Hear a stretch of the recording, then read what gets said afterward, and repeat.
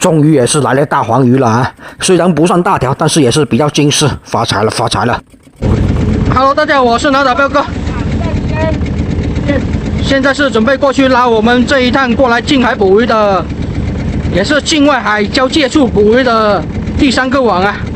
希望这一个网能捕一些大黄鱼之类的吧。前面2个网收获比较差，希望第3个网能弥补一下前面2个网的收获吧。毕竟还没有捕到大黄鱼啊，收获还是比较差的。没有大黄鱼，基本上赚不到什么钱。快要到达拉网的位置，准备把网拉上来了。第3个网就比第1个网跟第2个网相差离得远一些，在偏深水区这边的。今天在偏近海这边拉不到大黄鱼，看深水区有没有吧。深水区的水深大概是30多米，接近40米，所以拉起来会比较费力一些。不过也还好，今天的天气比较晴朗，所以即使时间耗久一些，问题也不大，风浪也不会那么快的过来啊，不会像以前的那样子。最近经常都是拉到一半的网，风浪就过来了，然后就打了全身都湿的。网刚拉上来就来了一条白花鱼啊，然后又继续来了2、3条，这就是一个好的开始了。难道渔获都躲深水区了？偏近海那边白花鱼才拉上了2、3条而已，所以这一会儿都比前面2个网的渔获要多了。一下子又来了一大群，看来今天的渔获应该是在深水区活动。后面还有啊，就是不知道有没有大黄鱼呢。早知道就把今天所有的网都放深水区这边的，就不放礁石区了。终于也是来了大黄鱼了啊！虽然不算大条，但是也是比较精致，发财了，发财了。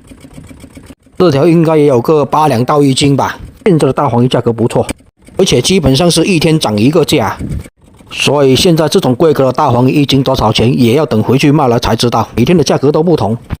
每年的大黄鱼也就这个时候的价格是最高的了，越临近过年价格就越高。19公也来了一条，看来放网的19公也没有放排钩的19公那么大条啊。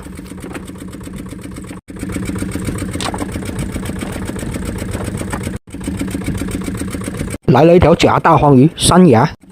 这一会来了这些白花鱼也是挺多的，白花鱼一般也是成群结队的活动，所以数量也会比较多。今天估计只有零星的几条跑到偏近海那边去了，而其他的这些都在偏外海这边活动。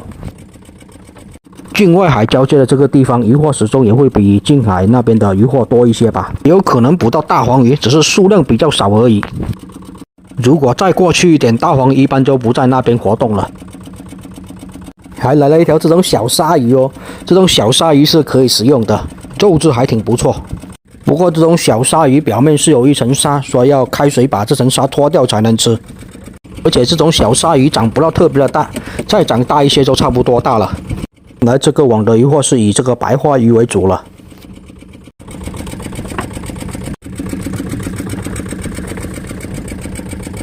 好像今天的白花鱼也显得比较精致一些，可能是海底的海水显得比较浑浊吧。表面的海水来看还是比较清澈的，可能就是海底那些海水就比较浑浊一些，所以不管是大黄鱼还是白花鱼上来都是比较精致一点。所以并不是说白天拉上来的黄鱼就显得白色一些，要根据海水的浑浊程度而定。海水浑浊拉上来的黄鱼就精致，反之海水清澈的话拉上来黄鱼就比较白色。